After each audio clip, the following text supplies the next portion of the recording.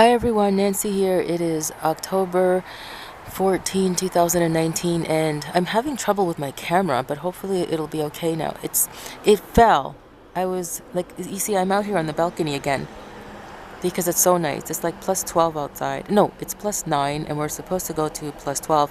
So plus 9 in US terms might be between 40, no, plus 12 I think might be between 40 to 40 degrees and 42 degrees in US terms. So plus 12 in US terms might be, because I'm not sure, it might be between 40 and 43 degrees, which is very much on the colder side. It's really, really cool. So you have to wear like a really heavy jacket and a light sweater underneath, and just like have your gloves and a scarf because it's very windy, and a hat because we are close to the lake. We're right across the street from the lake, and it's cold. Oh, look at that little doggy. It's so cute. Little doggy. Oh. Hey, where are you going, little doggy? Go follow your owner. Okay. So I dropped my camera by accident again.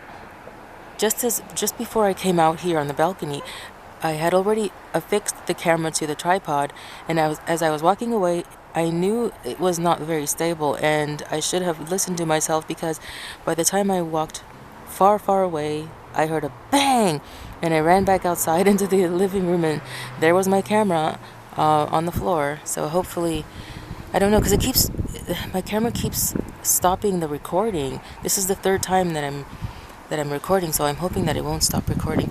So guys, I'm going to be talking about, like, how people sometimes they depend too much on other people to help them get through finances. Okay? And like, as people as Christians, we need to understand that we cannot depend on people to be there all the time for us. Right? Like if we need something, right? If we need, like, I don't know, $40 or something, we can ask somebody if they can lend it to us, or if they can give it to us, because sometimes people can't afford to pay back. And that's okay. That's not a problem. But then there are other times when the person will want to continue to ask, like they will want to continue to ask the people that they're asking for financial help. Like they will continue asking them, and they don't understand that they're not supposed to be depending on other people to help them in their finances in that way. And I'll tell you why. Because in the Bible, right, you know how God tells us to give him 10%. Well, he doesn't tell us. It's a command, right? So he tells us to give the 10% of everything that we earn, and also to give an offering.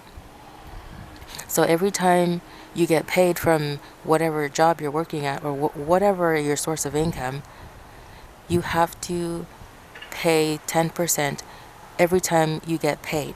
And you have to pay the 10% first. You don't pay it after your bills.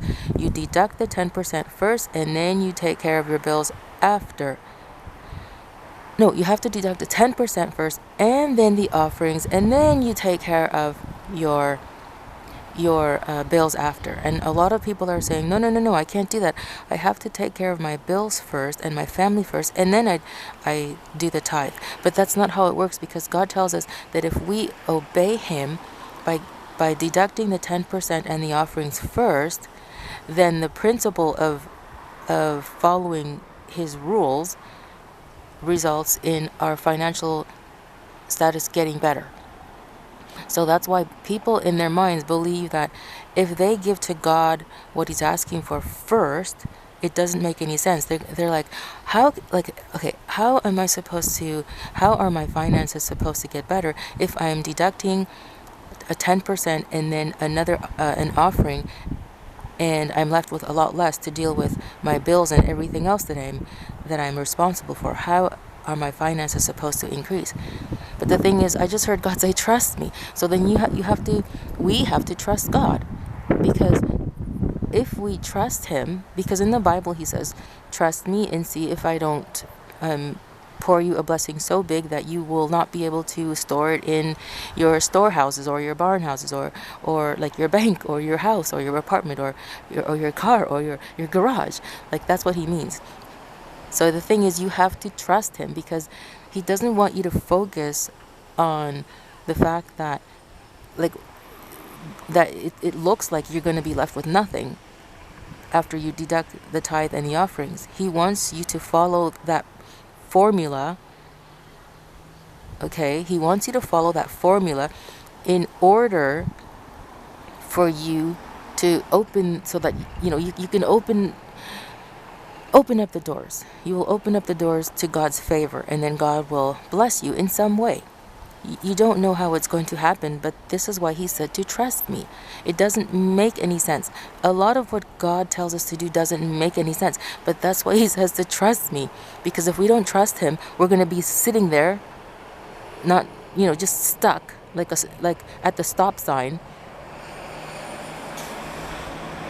because we don't believe that God can change our circumstances, no matter how ridiculous it looks. Like when he's telling us to just deduct the tithe and the offerings because he's going to bless us, and it looks kind of ridiculous, because how are we going to be blessed if we're going to be left with less to pay our bills?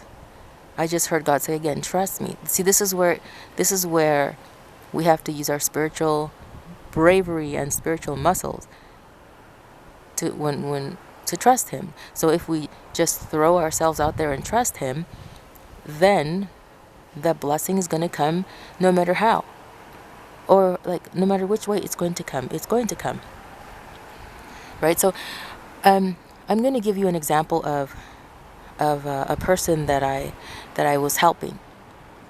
Okay, they're my friend, and my friend, they were telling me that they have a very small business, and their business is kind of new, so they're not doing so well in their finances yet, but they are, they do have a business, so thank God for that. And they're doing just less than okay, so they're struggling. They're really struggling.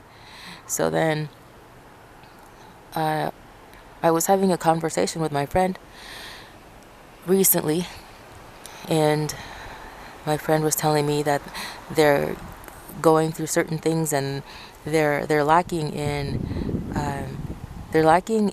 certain areas, so that they can help their children and some other relatives. And so they asked me if I can ask around if anybody is willing to help. So then I knew right away, okay guys, the people, like, I knew from the people that I know, they're not going to help. You just know who's going to be willing to help and who is not. So from the people that I know, they're not going to help. So I told my friend that, okay, I'll ask around. I mean, even though I knew they weren't going to help, I said, okay, I will ask around. So, and I felt bad because I didn't, it was hard for me to tell my friend right away, no, they're not going to help, because I was afraid they were going to think, well, I was afraid that they're going to think that I didn't want to help them. So, but anyway, so then I told my friend, I don't know, but I will see. So then I got back to my friend not too long after that, and then I told my friend that nobody is willing to help, right? Out of all these people that I know, not one person is willing to help. And the thing is, I know that many of them can, but they don't. They don't want to. I just know them. That's how they are. And I said to my friend, I'm so sorry that they don't want to help. So then my friend said, okay, thank you for trying. And then we finished the conversation. And then throughout that week, I was thinking how terrible I feel, because I don't know anybody who could help my friend. But as I mentioned in some of my videos, or one of my videos, that I have a small ministry, right? And I thought to myself, well, I could help my friend, but I'm gonna feel bad still, because I will not be able to help my friend for an extended period of time, because when you have a small ministry, you have allocated a certain amount of funds to help certain projects and certain people. Like, some like you have certain projects and some people that you are helping on a continual basis, and you can't really you cannot really adjust those funds to help more at that time. But I was able to, in that week where I was just thinking about, how bad I was feeling because nobody wanted to help my friend. So then I said, well, I could help my friend at this time. So then I called my friend back, and then I explained to them that I couldn't find anybody, but I will be able to help them. And they said, okay, well, thank you very much. So then I sent them some funds, and they were able to deal with some things that they were having a hard time with. And then about 2 months later, I think it was, about 2 months later, my friend calls me up again, and they asked me, I'm still struggling and it's really terrible. Can you please look for someone that they might be able to help me? And and then this time I was direct with my friend. I said, you know what? I'll try and look for somebody, but the thing is, I'm telling you right now, there's nobody. There's nobody who is going to want to help, because, as I mentioned to you before, that from all the people that I know, not one person will help. Even though they can, they won't do it. That's the reality, guys. That's the reality of sometimes when you know people who can help and they just don't. They don't care. So that's very sad. So then I told my friend, the same thing. From the people that I know, they're not going to help. They don't want to. They can. I made it clear to my friend, they can, but they will not. So then I said, well, I'll see what I could do.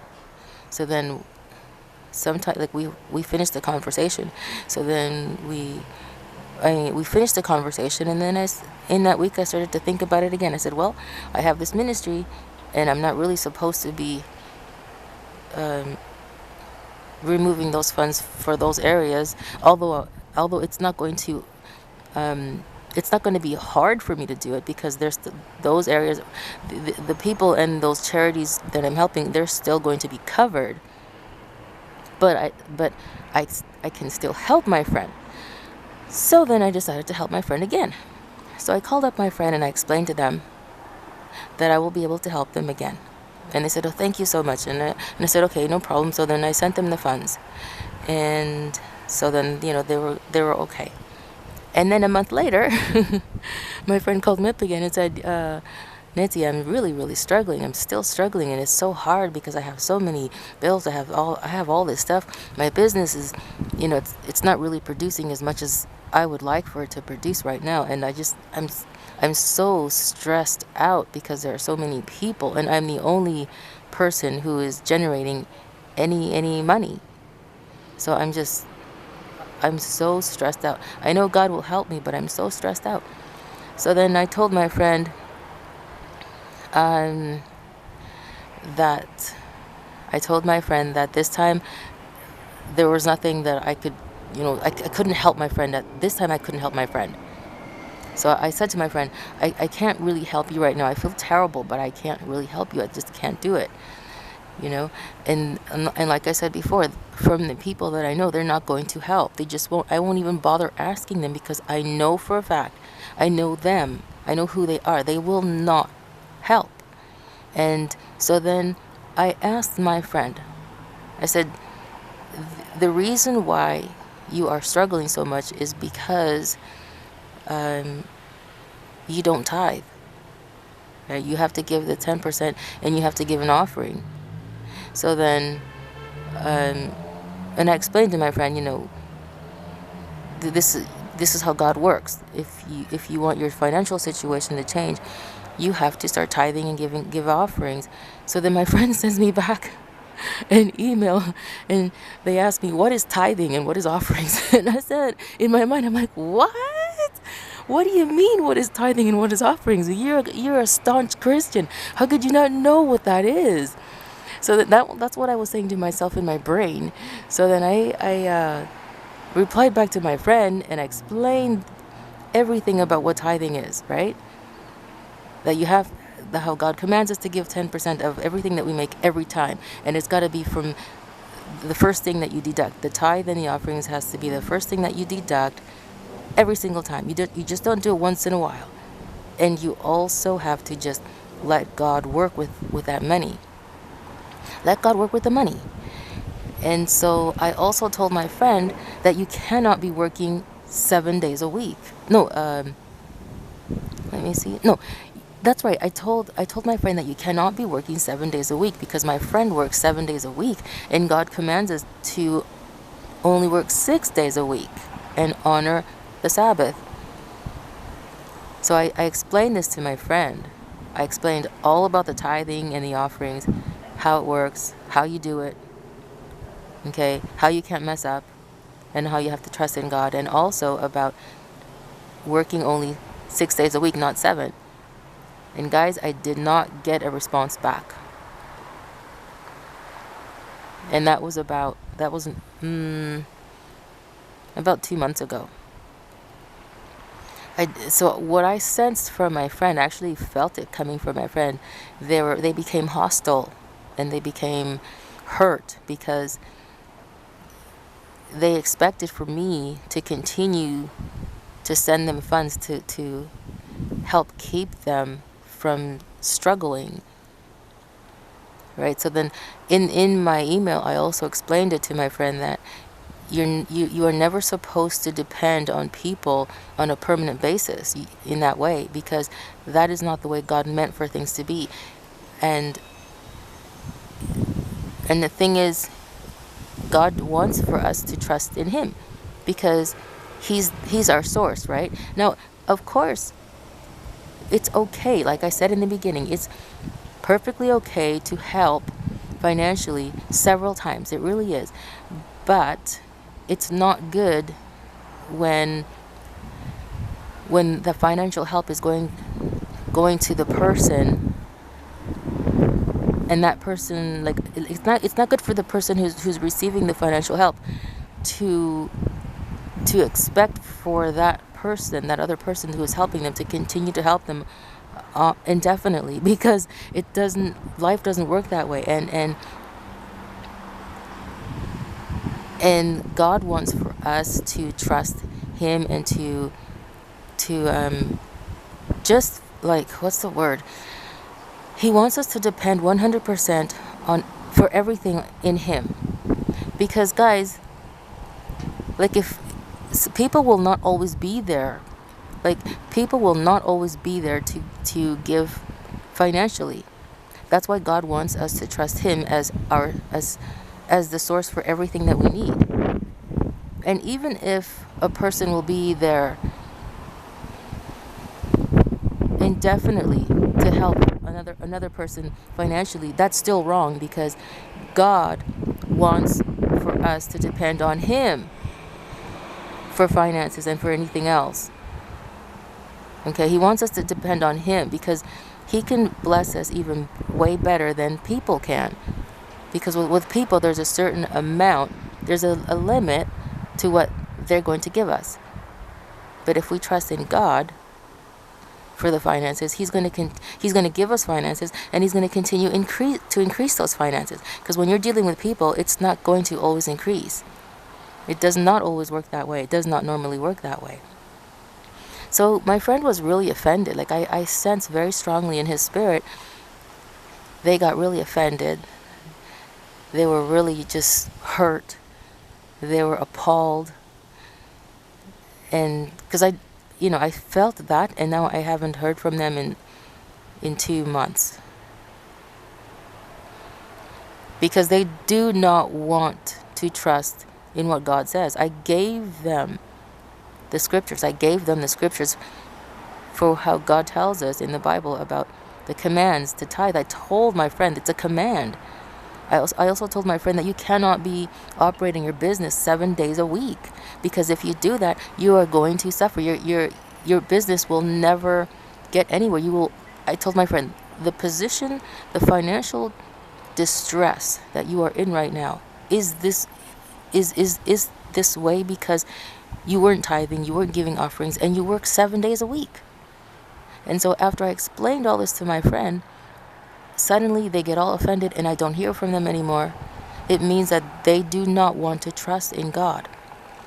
They are so desperate for their circumstances to change that they believe that if they start trusting in God, their circumstances are not going to change at all, because they want the changes now. But the thing is, God will make those kinds of circumstances change right away if the person in that situation begins to obey right away. So now my friend thinks that, it's going to take 1,000,000 years. He or she thinks it's going to take 1,000,000 years for her circumstances to change. So now she's going to be like, well, I don't want to go for this tithing. I don't want to do that. I don't have any time for that, and I don't even believe in it. So I'm not going to do it. So their desperation is causing them to make a decision that's going to keep them financially hard pressed. So that's a choice, because they've now that they have been told what God says to us about tithing and giving offerings, and also about the Sabbath, they no longer have any excuse to remain in that situation, in this kind of hardship.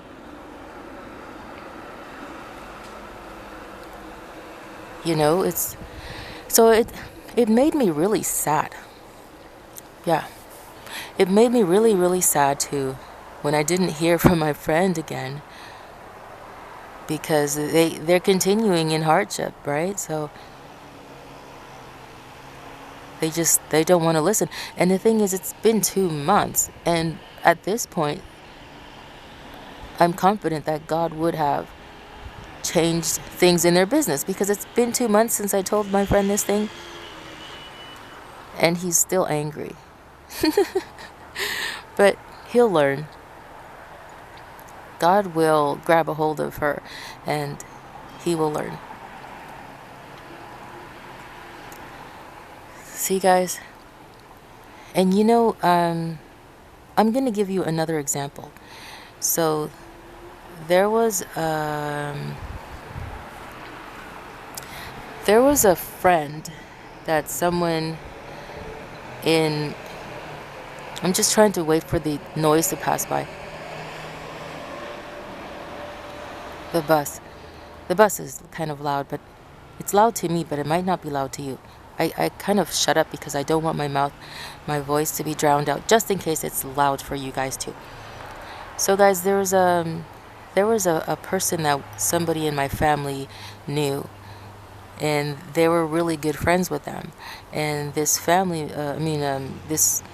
this friend, well, what you're hearing, what I'm hearing right now sounds like, I think, what is that? Okay, it sounds like a weed whacker or something like that. There's a park nearby, and it looks like they're cutting the lawn or something. Yeah, sorry guys about the noise. It's annoying for me too. So anyway, so the family, someone in my family knows this person, and they knew them. They were very good friends with my family member, and one day this friend called up my family member, and they were asking my family member for some help, because they have some relatives back in their country who are asking for finances. And okay, I'm going to explain just so that you understand what's going on. See, this friend from my family member, unfortunately, they had a habit of allowing some relatives that they had in their homeland to abuse them, like financially, because they were always asking this person, like my family member's friend, that person, their relatives in their country were always asking them for money. They were always asking them for money, always, always, always. And it got to the point where this person was now borrowing money from financial institutions to send lots of money back to these relatives who don't care about them. And so my family member was very concerned, and my family member said to their friend, look, what you're doing is allowing them to take advantage of you, and at a gross level, and it's just not right, and I feel terrible because you're allowing them to do this. But they were like, yes, I understand what they're doing, but I can't help myself. I need to help them because they say they need this, and they say they need these things over here and over there, and they need that, and I can't say no. So this is the situation with my family member's friend. They are not really in a too good financial situation in the first place, and they have depleted their own, most likely their savings, and now they were at the point where they were going to banks and these places to borrow money, and putting themselves in debt for people who are not going to pay them back, and people who are just taking advantage of them, because this friend from my family member has a history of being abused in this way. So no matter for how long, my family member was telling them to please just don't let them do this to you, they would still say, no, I can't do it. I understand what they're doing, but I can't say no. I'm their relatives. They're my family. I can't say no.